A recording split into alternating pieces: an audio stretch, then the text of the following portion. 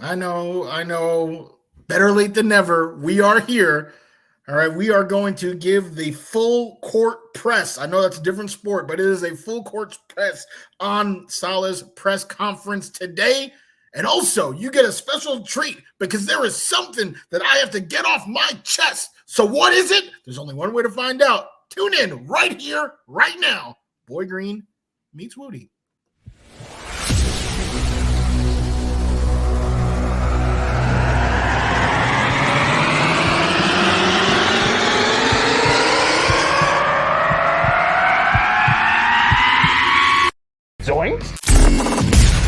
It is unequivocally the Super Bowl for New York Jet fans. Field Yates, baby. Field Gosh darn Yates. Let's bring him on the show. Come on, people.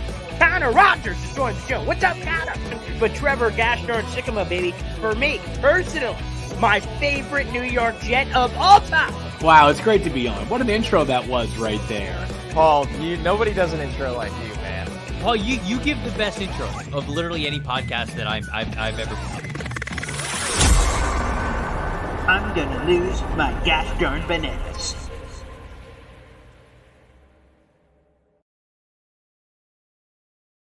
Welcome to another episode of Boy Green Meets Wudi. It is your boy, not having a great hair day. Yeah, I wasn't going to say anything, but if the shoe fits, Cinderella. You got to call it how you see it. But hey, we don't have to worry about that with you because you got it all covered, looking nice under the cap. How you doing, Boy Green? I'm doing excellent, and everybody, I'll just, I screwed the pooch here. I was at the golf course, beautiful Camillus Golf Course. Shout out over there to do a live radio show, which was a lot of fun. You could see my sun-kissed skin. I'm Puerto Rican, so I was naturally blessed with such matters, but a little bit more on the sun-kissed skin. Beautiful, and I love all the beautiful people in there. We got Handsome Harvey, who apparently won a pair of Jets tickets earlier today from Jake Asman's shows. Shout out to Handsome Harvey, and we got the beautiful Abby on Instagram. We got everybody. Beautiful people, handsome people, beautiful people. A to Z, it's phenomenal. Yeah. Nice. I love it. The beauty, and the beast right here, but no worries about it. We are going to talk about this press conference. I know we were all watching some juicy when deets. it occurred live, but there was something else that I seen it by accident. That's the problem with social media is sometimes you scroll, you see things you don't want to. Get that out of my face. Sure. Boy Green. Mm-hmm. Yeah. DJ Stroud. Texans quarterback. Yeah, pretty good. Mm-hmm. Yeah, that's what I think. Texans quarterback, pretty good. I mean, he got smacked last year by the New York Jets, but pretty good. They asked him, would you rather have the career of Eli Manning or Aaron Rodgers? Yeah, he was on a podcast, and they asked him that question. I heard about this, yeah. The boy said, well, rings. I mean, it all comes down to rings, and chose Eli Manning. Forget about the Jets aspect, because let's be honest, Aaron Rodgers has been a Jet, in the regular season for 4 plays. It has nothing to do with Jet bias. We are talking about one of the best quarterbacks to ever play the game. It's not even a real question. If they said Peyton or Aaron, I would be like, oh, okay, all right, let's see this debate. Okay, both 4-time MVPs, and if you wanted to say Peyton has 2 rings, I'll come right back at you and say that second ring. I mean, the boy was benched for Brock Osweiler that year. I mean, he was carried to that second ring, which is mostly a team accomplishment. But to say Eli, I mean, 2 Super Bowl rings, beat Tom Brady twice in the greatest game ever. Without Eli, Tom Brady has 9 Super Bowl rings. I mean, there's a pretty compelling case. Pretty compelling. Here is a fun stat. Okay, I love fun stats. Lay it on me. Eli Manning has never won a playoff game in which his defense allowed more than 20 points. Wow, that's a stat. Not once. Do you know how many games that Aaron Rodgers had where his defense allowed 20-plus points? I imagine that's a lot of games. Yeah. 16. In the playoffs you're talking about, right? Yeah, specifically playoffs. Okay, all right. 16. Wow. And my boy didn't go 0-16. I'll tell you that right now. Okay. All right. Okay. I mean, Here's the thing, though. For the people like you, Wudi, that are so against this, and although we have people in the chat, we have a few that are on the other side, and that's Dakota. Yeah, he said this. Let's show this up on the screen. Give me Eli's career over Rodgers, and I'm a diehard Jets fan. And the people, here's the thing. This is ultimately the conversation because it's about the championship rings. Eli Manning is in the top 10 of every major passing statistical category. Longevity, he was an Iron Man. He didn't miss a lot of games, so that's a tip of the cap to Eli. So he didn't miss a lot of games, and he won the 2 Super Bowl rings. But the argument against him is that he was never named a first or second team All-Pro at any point in his career. And people would say, well, what does that mean? That means at no point did the NFL think he was one of the best quarterbacks in the game at any point in time during his career. And that's normally the way that you judge it for a quarterback is okay, or any position for that matter, where they one of the best running backs in their run on those teams. And when you say that about Eli, right, he had never been, again, first or second team All-Pro. Aaron Rodgers did it 5 times. 5 times. He was a 4-time first-team All-Pro and a 1-time second-team All-Pro. Plus, obviously, he won 4 NFL MVPs. Eli Manning had never done that. Now, Eli Manning has the 2 Super Bowl MVPs and the 2 Super Bowl rings, but that's ultimately, if you boil down the conversation, one had a much better individual career and is one of the greatest stories of the football all time. And another guy was on 2 historical playoff runs that beat an 18-0 New England Patriots team, which could have been the greatest team of all time if they win that game. And then another one where Patriots were once again in there, not as prevalent as they were the prior time, but still. So that's it. That's the conversation. Boil it down to. Yeah. I mean, yeah, you did a great job, preheat that, to 450, straight up boiled that. But here's what I'm saying. Okay. Is that the defense, right? Look at the quarterback. They're not playing. They're not playing one-on-one. They're not playing one-on-one. That run against the undefeated Patriots, the defense allowed 14 points every game but one, where they allowed 17. Yeah, Michael Strahan, O.C.U. Manure. That was a good team. Justin Tuck, I think, was on that team too. Mm-hmm. So give Rodgers that defense. And what would happen? I guess we're about to see this year because now he's on the New York Jets, baby, with Quinnen and Sauce and all these guys that we're so hyped to see. Mm-hmm. But I just don't understand. You seem flabbergasted, quite frankly. I am. Any aspirant, like if my son was like, hey, Dad, I'm gonna play football, and I hope I can be Eli Manning. And I'm like, you don't want to aspire to be, Roger. No. I want to be Eli, man. I want my defense to be great. I want to be mediocre my whole career. I want to only win a playoff game in 2 out of my 16 years in the NFL. That's my dream. I would be like, boy, where is this out? What, I don't even know where to take him. I literally don't even know where to take him, but it wouldn't be back to my house. That's what I know. So, wait, I have another stat. I want to put this up, Woody. I should have turned this into a trivia game. This would have been more fun, but we'll do this quick. All right. Wait. Hang on tight. You have not seen Eli Manning's stats recently, have you? Maybe you have. I dabbled a little bit. That's all right. We're going to go to another level here. Okay. One second. I put it on my Instagram story, and Giants fans were blowing up my DMs talking about how right CJ Stroud was. Not even one Jet fan came to my defense, or a Packers. It's not even about Jets versus Giants. It's really not, because, like I said, Rodgers is barely a Jet, so far. Okay. But here's a stat. Let's hear it. So Eli Manning played 16 years in the NFL. Okay. 16 years. How many of those seasons do you think he threw less than 10 interceptions? Oh, what a question. I'm gonna go with 4. 2. Every other year he threw double-digit picks, and it's even worse. Let me clue you in on this. So his first year, he only played in 7 games, or started 7 games, as a rookie. He threw 9 picks. So he almost did it in the 7 games that he did it in. Okay. And then the only other season in which he didn't, besides his rookie season, was his final season when he only appeared in 4 games and he threw 5 picks. Here are the interceptions, just interceptions, over all of these times. And a few of these led the league. Here they are in a row. 17 picks, 18 picks, 20 picks, 10 picks, 14, 25, 16, 15, 27, 14, 14, 16, 13, 11 from Eli Manning. Okay? Pretty interesting. No. How many? Okay, let me give you the number because that's only fair. 1, 2, 3, 4, 5. Well, it's got to be 19 because he's entering year 20. So I already know the number. How many years do you think Aaron Rodgers has thrown double-digit interceptions in his 19 years in the NFL? And that includes, so factor this in, obviously. There's a few years, obviously, that he played, but he didn't play because of Brett Favre. So factor in a couple of those years. But how many double-digit interception seasons do you think he's had? Again, in 19 years. Yo, imagine if it's 2. I'll go with 2. It's 3. It's 3.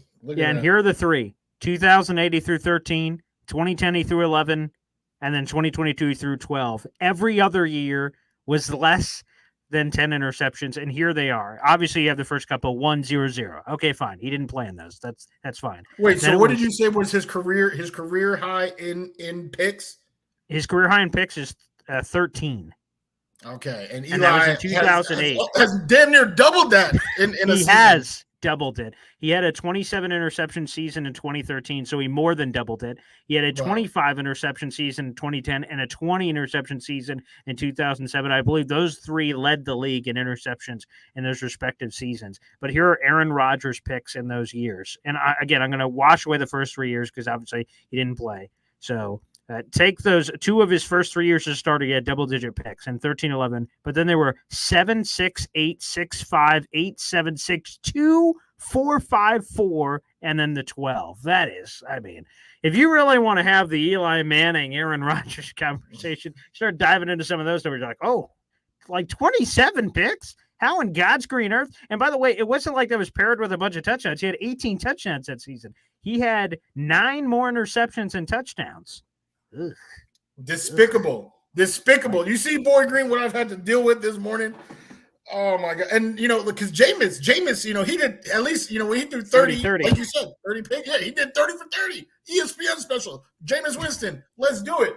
But this Eli nonsense.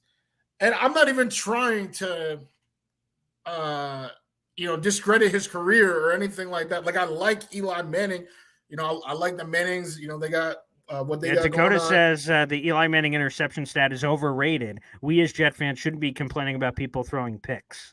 Again, I don't think interceptions is an overrated stat. Like, I get it that there are some picks that get deflected in the air, and then we forget that through the ethos of history, right? Like, I don't remember specifically those 27 picks, how many of them got doinked up in the air, but how many on the touchdown passes also get doinked up in the air and you get it count. I think ultimately you can kind of call that a wash, even perhaps a little skewed to the picks, but interceptions are a pretty important stat. I don't know.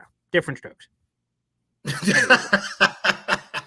I would wholeheartedly agree. And it's not every day.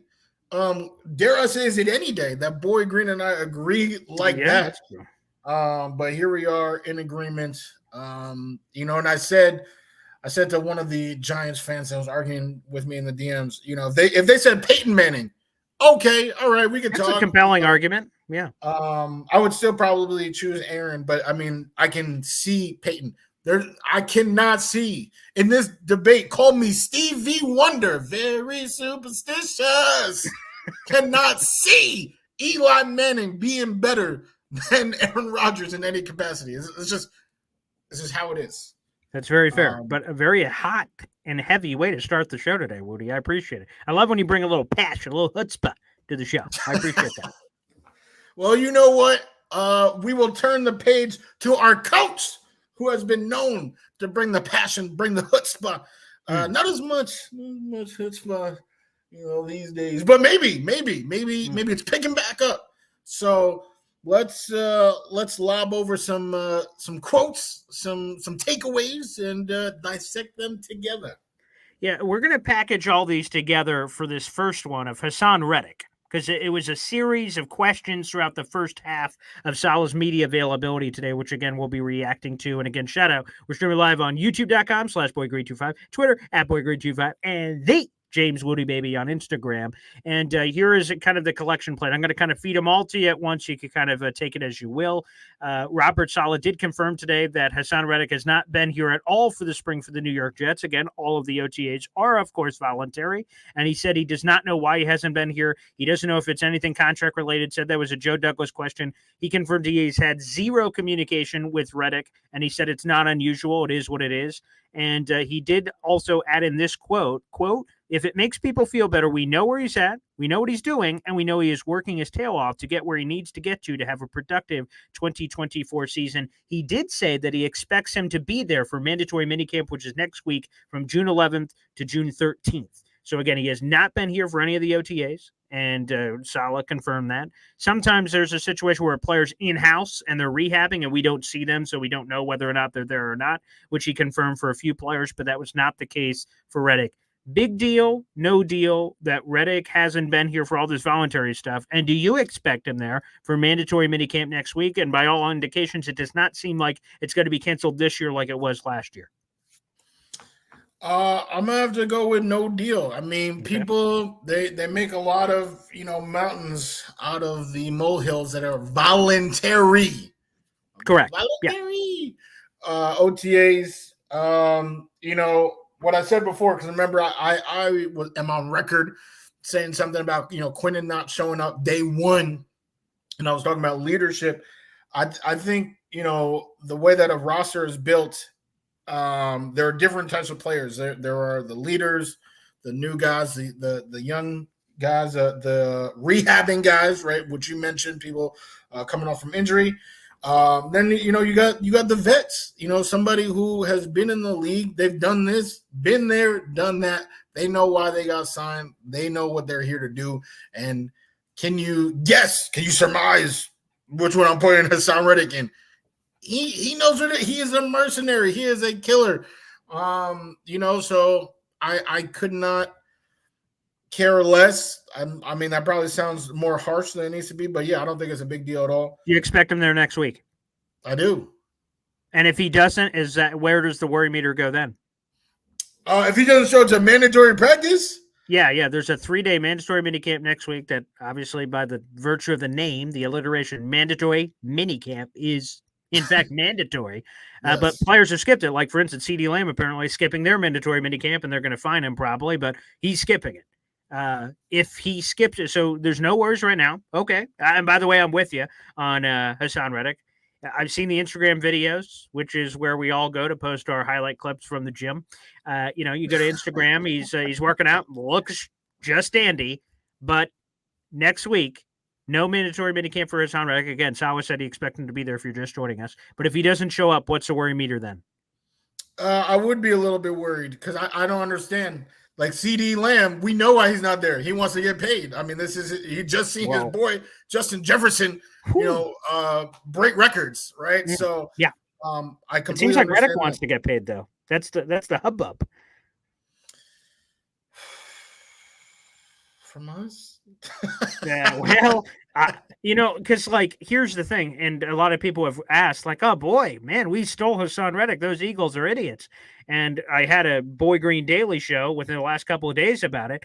And the reason why the Jets were able to get him is Haason Reddick and his father, who did an interview with ESPN, said we wanted to be paid fair market value. And the Eagles didn't want to do it, so they traded him. Now he's with the Jets. He still wants the fair market value, apparently, of the money that was in. When he first showed up and did his introductory press conference on April 1st, Haason Reddick said, I'll let Joe Douglas, my agent, figure it out. It's kind of a weird way to say, let's just keep it straight and I'm just going to play under the deal. You wouldn't say those comments unless you believe you want to get paid. So it seems like he wants the bag, and he doesn't want to play on this non-guaranteed $14.5 million he's owed this year. That is the indication. But next week would give us a telltale sign. If he shows up, I guess the Jets can let it ride, baby. But if he doesn't, oh boy. Okay, so I'm still going to be able to go to sleep tonight. I will. Okay, great. But if he does not show up next week, I would definitely be, to call, because that's ruffling. That's not an official NFL penalty, but it's a James Wudi penalty. Hey, you ruffling right now. Some feathers were ruffled. Okay. Yes. And then for that reason, I mean, Joe Douglas, and this is something that every single time I see somebody, getting paid, I seen Justin Jefferson, Christian McCaffrey today getting extended. I get nervous thinking about our boys, Sauce and Brees and Garrett and Jermaine, because Joe's history of, paying his people, Quentin is the first one, and he was late. He was late. He waited for De'Aaron Payne. He waited for Dexter Lawrence. He was the last, and certainly not least. So for Reddick, if that's the situation that we're in with Reddick, and he not even one of our people, that does not make me happy whatsoever. And I would say the Jets need Reddick. I know Jets fans, forget about him. Just slide in McDonald, EIO. Please stop that. This is a Super Bowl window. We need that type of mercenary. So let's see what Joe Douglas can cook out. Yeah, TBD. We will see what happens there. But again, that was a kind of a collection plate. Again, there was a lot of stuff involved there with Robert Saleh. Let's show another one at you. A lot of hubbub. Wait, sir. I have one thing to add about that. Please. I read somewhere, I think it was Harrison Glazier, that said that he forfeited $250,000 by not attending voluntary workouts. Was that something that you seen? Ooh, let me double check that Harrison tweet. Like I said, I'm coming from the golf, so I have not seen everything here yet. But let me do a quick discount double check here. Because if that's true, then if I'm Joe Douglas, I'm like, you don't even care about your money. All you have to do is show up, and you get money like that. Was that from today on Harrison? It was. It may not. Let me discount double check real quick and see. I mean, you can ask the next one, and then if I find it, we can go back to it. I just looked through. I don't think I saw anything, but go ahead. Yeah, there is a chance that happens. By the way, that is often in the contract lingo to entice players, obviously, to show up, even though it's voluntary, to get their workout bonuses. So yeah, please double check that. I have not heard that, and I didn't see that on Harrison's tweets today. So maybe it's an old tweet, or maybe I missed it, which is possible. So let me know on that. So I'll get back to you. There was a kind of a funny response. We talked about it the other day of Aaron Rodgers and the foot issue. He was taking off a shoe. Green Bean, actually, I remember we did it last Thursday. Green Bean was here, and it was great to have Green Bean on the show. There was some sort of trainer by Rodgers. He's taking off the foot. There's some cutting of something going on to assist with Rodgers. Is there an injury here? People freaking out. Is that the Achilles? What's going on there? Well, Robert Saleh today had a very funny response to all the hoopla on the viral video. He said this, quote, "He doesn't show up on my injury report, but I'm going to assume it was a blister. But I think he's fine," cracking a smile. So he kind of laughed at the notion Jet fans were apparently freaking out at this, which, again, I understand Jet fans freaking out because of after how everything happened last year, you want to be very careful. And I don't want to put this out into the ethos. I know I'm going to be blamed for this, so I shouldn't say this, but it's already too late. I've been thinking about this the last couple of days of saying it or not saying it. We haven't had any injuries yet. So it's been great. Oh, wow, this is phenomenal. Well, we haven't. So hopefully that train continues. But again, if injuries immediately happen, you guys can throw rocks at me, I suppose. But just some funny stuff from Saleh there about us all freaking out. So it seemed like nothing to worry about from Rodgers. Doesn't need to necessarily take from you, but I just wanted to give you that. There you go. Rodgers or Saleh, having fun about the Rodgers thing. He seems good to go. I love that. Whenever Saleh is joking, I'm able to, let my guard down, let my hair down a bit. Okay. Feeling good about Rodgers. Cannot believe you literally just jinxed us on this show. Yeah, I did. I'm getting immediate comments. Adam saying, "Paul, why would you do that? Why would you say that?" I mean, I have no idea, and I knew immediately what the response would be to that. I'm not sure, but I just feel better now that I got it off my chest because it was in my own head. You keep it there. Do you know how many thoughts we all have in our own heads? That's true. That's a good point. Yeah. Adam is speaking for all of us.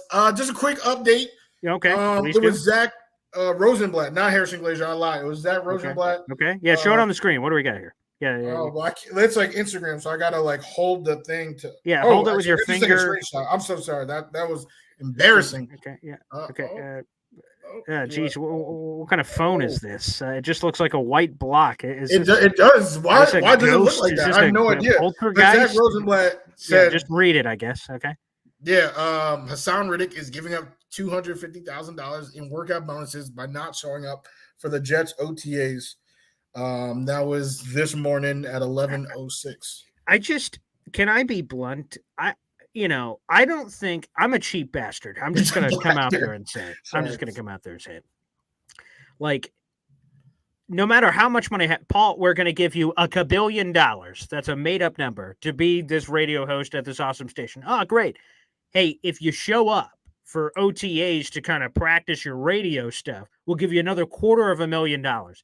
Yeah, my ass is going to be there. I'm not going to suddenly be like, well, I got $1 billion. I guess I don't need $250,000. Excuse me? I'm going to want all the shekels I could get. So players like Haason, he's not the only one. They're just going to go, pish posh. I don't want your $250,000 to show up to slap ass and talk with your teammates, because that's what has been instructed to me. These aren't hard. It's the NFL. The CBA and the NFL has like turned the heat all the way down. You're just playing grab ass out there. You're not really doing anything at all. You're working out and you're goofing around with your teammates.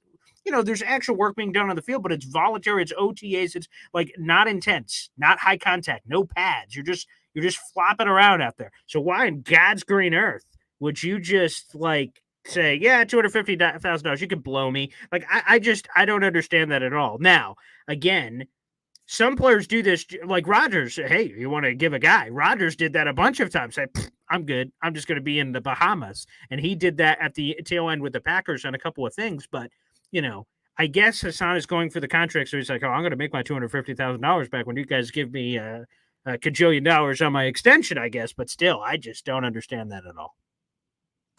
Yeah, it's tough. Tony, I think we're all in that same boat. You can hold an oar. I got another oar, and we just rowing that boat. Because I gotta agree, which was making me nervous that it is like a money situation. I entered this show not thinking it was just a veteran, but if it is this sort of money situation, and he's trying to be paid fair market value. Because his stats, Boy Green, Boy Green is quick on the Google draw. Look at this man's stats. I mean, that's 50.5 sacks. Yeah, actually, I did the numbers, Woody. So I did an article on this and a show on this the other day. Here's the number. So fair market value, right? That's what he's asking for. Okay. You guys are going to be very afraid of this. So over the last 4 years, Haason Reddick has 50.5 sacks, 4 straight double-digit sack seasons. That is 4th in the NFL over that time. So there's only there's only 3 players that have had more sacks. So would you say, Woody, fair market value is a top 5 deal at his position? How old is he? He's old. He's 29. He turns 30 as soon in September. I believe it's the 22nd. Yeah, I mean, is it fair? Is it fair? Yes, it is. Yeah, Unfortunately, okay. It's fair. I thought it was. Here's the money. Oh, boy. I did the average of the top 5 highest paid pass rushers in the league. You add up all the averages per year, boop, boop, boop, boop, and divide by 5. That gives you the average. You're welcome for math, people. That's a lesson, okay? The number for Haason Reddick for the average of top 5, and let's hope he doesn't want anything crazier than that, $28 million per year is the average top 5, which, by the way, if you do the math again, that is double what he's making right now. Double. He is set to make $14.5 million in non-guaranteed money this season. He wants, if it's fair market value, which is what it's funny how his father said it in the ESPN interview. I have that linked in the Heavy Jet story. Like, all we want is fair market value. That's all. And then when you do the stats of what that is, like, holy friggin' crap. That's $28 million per year plus. God knows how much guaranteed money that is. I don't know. For 2 or 3 years, probably at his age. Jeez-a-loo. We're talking about some crazy, funky money here. So that's the fair market value. So if you're on one side and you're the Jets, I can understand both sides. I understand the Jets said, you know what, Reddick, you're going to be as motivated as ever if we tell you to play out this deal and you're going balls to the wall for the last paycheck. I understand Reddick saying, F that. I've proven myself. I got 50.5 sacks the last 4 years. You better pay up, son. That's why I'm not an Eagle. And so I understand both sides. It could get choppy. If I'm the Jets, I try to hold the line. Mel Gibson, hold. And I try not to pay him. And I just say, hey, sorry, sucker. You want a bag of money? Ball out, which, by the way, if I was Haason Reddick and I wanted to bet on myself, this scheme playing with Quinnen, Jermaine, Will, and this defense, and Aaron Rodgers on the other side, yeah, I think I'm going to have a pretty good year. And then he can cash in as much as he wants the following year, which, by the way, Justin Jefferson. Now, he's much younger than Haason Reddick, but according to Adam Schefter earlier this week, the Vikings said, hey, Justin Jefferson, here's a multi-year deal. We'll pay you $28 million. He said, bend over and I'll tell you where you could shove that deal. And then I heard someone say, well, you can't talk to me that way. And he said, I wasn't talking to you. And then he looked at his wife from the movie Christmas Vacation. So that's what I'm talking about here is that's what he said. And guess what? It paid off because the following year, now Justin Jefferson's making $35 million per year. $1 million more per year on that deal because he bet on him. So if I'm trying to push Haason to bet on himself, and let's hope that works out because, boy, it gets a little dangerous when you get a guy who's 29 about to turn 30 and then paying him a multi-year deal of a lot of money when you got a lot of other guys to pay. I mean, if you're a human being, how can you not see where Haason Reddick is coming from? He definitely deserves his money. But from the Jets, I don't know. I don't know if we can be shown that out. As a matter of fact, I actually misspoke. I do know they cannot shout that out. Okay. Because no, they literally can't. I mean, Sauce, the boy wants to spend his entire career as a New York Jet. Let's try to make that happen.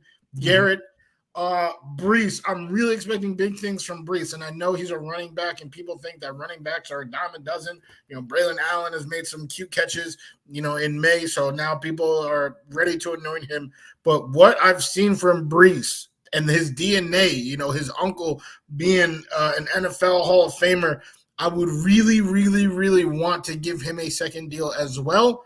And then, did I say Garrett already? Because obviously, you did. So that's a lot of money, and that does not include Quinnen's already expensive deal that he has earned with quality play. I mean, these guys that I just named are all going to grow, and by the end of their deal, they'll almost all certainly be better than they are when they get the deal. For Haason Reddick, unless it's a 2-year deal, you can very safely almost guarantee that he will not be the same player at the end. So we already know Joe Douglas doesn't want to do that deal. I would imagine not because it's June and the deal hasn't happened. He was traded for in March. He had his introductory press conference in April. If a deal was going to be had, you imagine it would have happened between April 2nd and June 3rd. It hasn't. So is he about to get traded again? What's funny? I read a Bleacher Report article. I think it was Bleacher Report. If I'm wrong on that, I'm sorry, you bastards, whoever's out there. Someone said, oh boy, Reddick wants money. The Jets must trade him again to another team. That would just be funny. So, yeah, right. Isn't that funny? Oh, boy. Well, I guess we got to trade him again. And I bet they could get probably the same thing. So, I mean, it could be all for naught. But the problem is I think the Jets made a lot of decisions like Bryce Huff in the back of their minds and John Franklin Myers saying, oh, well, we got Reddick.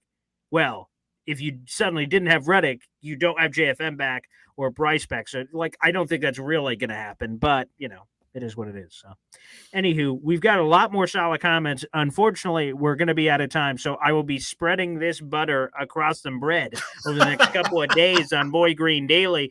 Chuck Clark, some really interesting and powerful stuff on Chuck Clark, which is crazy. Tyron Smith, some great leadership stuff there. Tyler Conklin notes and quotes. Let's see what else I got. Saleh, sexiest coach of the, sexiest coach in the NFL. He commented on that at the end of his presser, and all the mini clips, by the way. And also, there's a funny thing. I wish we had time for it on Saleh on Breece Hall and catching the ball to the backfield. That was hilarious, and also a very good nugget on Braylon Allen catching the ball to the backfield as an OTA observation. So we got so much stuff to get into, but we're out of time for today. But we will get to that over the next couple of days on Boy Green Daily. Absolutely. And I'm sure we'll talk a little bit about it with our guest. All right. Third Party Thursday. That's the first time that those words have ever come out of my mouth, but that's it. Third Party Thursday on Boy Green Meets Wudi, or it's your boys that you already know. And then we talk to somebody else that you know, and we talk Jets, and it's all fun. So we'll definitely have some things to talk about, getting, their 2 cents. All right. So it'll be 6 cents together. Not the 6th sense, but just 6 cents together, and it'll be a whole lot of fun. just like today. And I just want to say, because there is war breaking out in the YouTube comments. I just got to say that the Broncos suck. I thought that was the real Alex Smith in the comments. I was about to get hyped, ask him how he's doing in retirement. Nice guy. Mm-hmm. But no, it is a fake Alex Smith, and he is a Broncos fan, and there's a war happening in the comments. We'll see you in week 4, Broncos. We'll see you in week 4. Okay. Thanks, everybody, for tuning in. And as Wudi said there, we'll have Will Parkinson, my good old buddy, will be joining us on Thursday at 3 o'clock. Plus, we'll have Boy Green Daily live tomorrow morning. Like I said, plenty of meat on the bone, so we'll be diving into all of that as well. YouTube.com/BoyGreen25, Twitter @BoyGreen25, and James Wudi. That's it. We'll see you guys then. Peace out, and take care.